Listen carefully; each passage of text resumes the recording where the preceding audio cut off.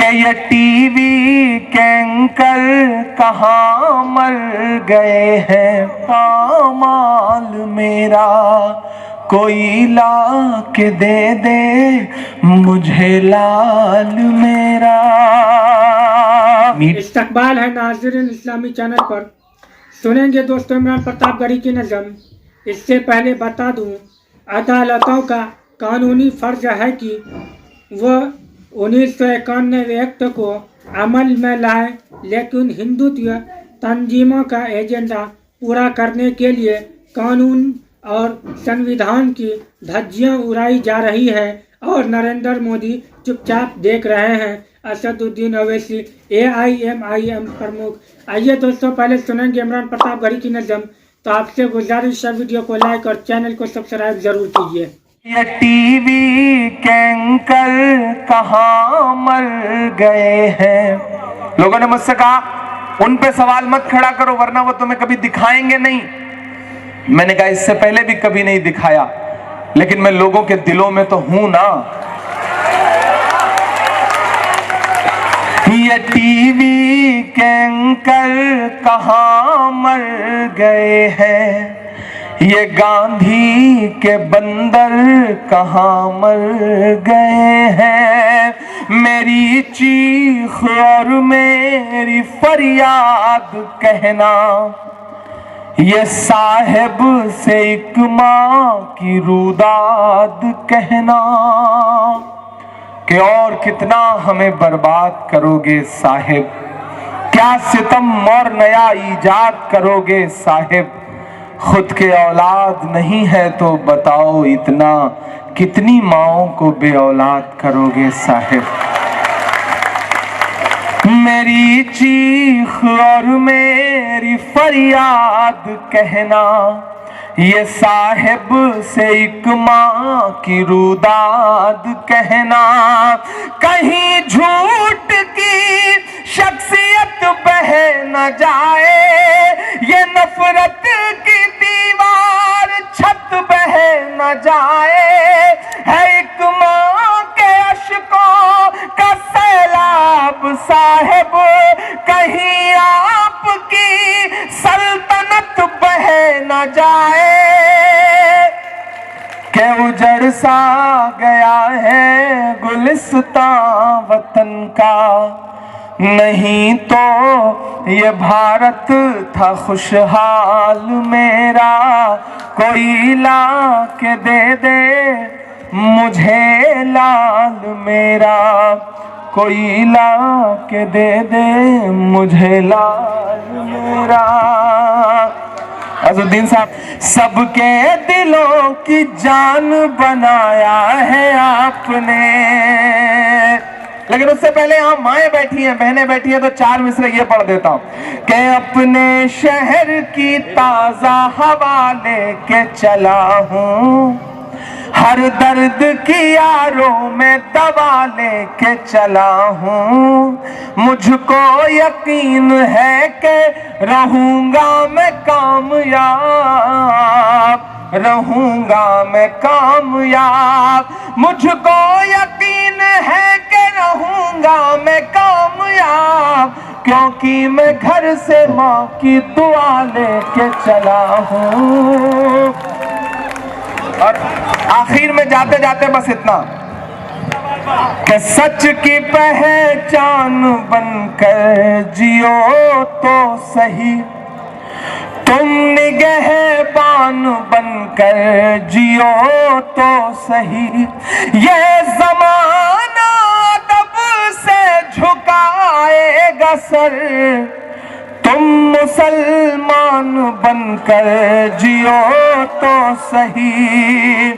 اور یہ اذان سے جنہیں تکلیفیں ہیں انہیں کنارے رکھیے اور یہ مصرے سنیے کہ رب کی راہوں میں فریاد تو کیجئے، مشکلوں میں اسے یاد تو کیجئے، کس میں دم ہے اذان بند کروائے پھر، مسجدیں پہلے آباد تو کیجئے، مسجدیں پہلے آباد تو کیجئے۔ کہ اس طرح حوصلے آزمایا کرو. میرے بڑوں میرے بزرگوں یہ مصرے لے کے گھر جائیے گا کہ اس طرح حوصلے آزمایا کرو, مشکلیں دیکھ کر مسکرایا کرو, دو نوالے بھلے کم ہی کھایا کرو, اپنے بچوں کو لیکن پڑھایا کرو, اپنے بچوں کو لیکن پڑھایا کرو. بسم اللہ الرحمن الرحیم. حضرت حمید بن ہلال رحمۃ اللہ علیہ فرماتے ہیں کہ قبیلہ طفاوہ کے ایک شخص تھے. ان کے راستہ میں ہمارا قبیلہ پڑتا تھا. وہ آتے جاتے ہوئے ہمارے قبیلہ سے ملتے اور ان کو حدیثیں سنایا کرتے تھے. انہوں نے کہا, ایک مرتبہ میں اپنے تجارتی قافلہ کے ساتھ مدینہ منورہ گیا. وہاں ہم نے اپنا سامان بیچا.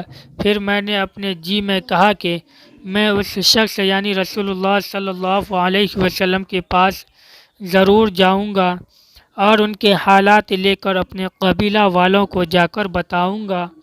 جب میں رسول اللہ صلی اللہ علیہ وسلم کے پاس پہنچا تو آپ صلی اللہ علیہ وسلم نے مجھے ایک گھر دکھا کر فرمایا کہ اس گھر میں ایک عورت تھی. وہ مسلمانوں کی ایک جماعت کے ساتھ جہاد پر اللہ تعالیٰ کے راستہ میں گئی اور وہ گھر میں 12 بکریاں اور اپنا ایک کپڑا بننے کا کانٹا جس سے وہ کپڑا بنا کرتی تھی چھوڑ کر گئی. اس کی ایک بکری اور کانٹا گم ہو گیا. وہ عورت کہنے لگی, یا رب, جو آدمی آپ کے راستہ میں نکلے اس کی ہر طرح حفاظت کا آپ نے ذمہ لیا ہوا ہے, اور میں آپ کے راستہ میں گئی تھی اور میری غیر موجودگی میں میری بکریوں میں سے ایک بکری اور کپڑا بننے والا کانٹا گم ہو گیا ہے. میں آپ کو اپنی بکری اور کانٹے کے بارے میں قسم دیتی ہوں کہ مجھے واپس مل جائے. راوی کہتے ہیں کہ رسول اللہ صلی اللہ علیہ وسلم اس طفاوی آدمی کو بتانے لگے کہ اس عورت نے کسی طرح اپنے رب سے انتہائی عاجزی سے دعا کی. رسول اللہ صلی اللہ علیہ وسلم نے ارشاد فرمایا, اس کی بکری اور اس جیسی ایک اور بکری, اس کا کانٹا اور اس جیسا ایک اور کانٹا اس کو اللہ تعالیٰ کے غیبی خزانہ سے مل گیا. آپ صلی اللہ علیہ وسلم نے ارشاد فرمایا, یہ ہے وہ عورت, اگر تم چاہو تو جا کر اس سے پوچھ لو. اس طفاوی آدمی نے کہا کہ میں نے رسول اللہ صلی اللہ علیہ وسلم سے عرض کیا, نہیں, مجھے اس عورت سے پوچھنے کی ضرورت نہیں ہے, بلکہ میں آپ سے سن کر اس کی تصدیق کرتا ہوں. مجھے آپ کی بات پر پورا یقین ہے. حضرت عبادہ بن صامت رضی اللہ عنہ فرماتے ہیں کہ رسول اللہ صلی اللہ علیہ وسلم نے ارشاد فرمایا, اللہ تعالیٰ کے راستہ میں جہاد ضرور کیا کرو, کیونکہ یہ جنت کے دروازوں میں سے ایک دروازہ ہے. اللہ تعالیٰ اس کے ذریعہ سے رنج و غم دور فرما دیتے ہیں. ایک روایت میں یہ اضافہ بھی ہے کہ اللہ تعالیٰ کی راہ میں دور اور قریب جا کر جہاد کرو, اور قریب اور دور والوں میں اللہ تعالیٰ کی حدود کو قائم کرو, اور اللہ تعالیٰ کے معاملہ میں کسی کی ملامت کا کچھ بھی اثر نہ لو.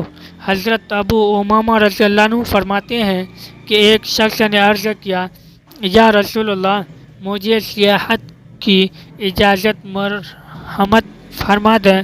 تو رسول اللہ صلی اللہ علیہ وسلم نے ارشاد فرمایا, میری امت کی سیاحت تو اللہ تعالیٰ کے راستہ میں جہاد کرنا ہے. حضرت فضالہ بن عبید رضی اللہ عنہ فرماتے ہیں کہ رسول اللہ صلی اللہ علیہ وسلم نے ارشاد فرمایا, اللہ تعالیٰ کے سب سے زیادہ قریب اللہ تعالیٰ کے کہ سب سے زیادہ قرب کا ذریعہ اللہ تعالیٰ کے راستہ میں جہاد ہے۔ کوئی عمل اللہ تعالیٰ کے قرب کا ذریعہ ہونے میں جہاد کے عمل کے قریب بھی نہیں ہو سکتا۔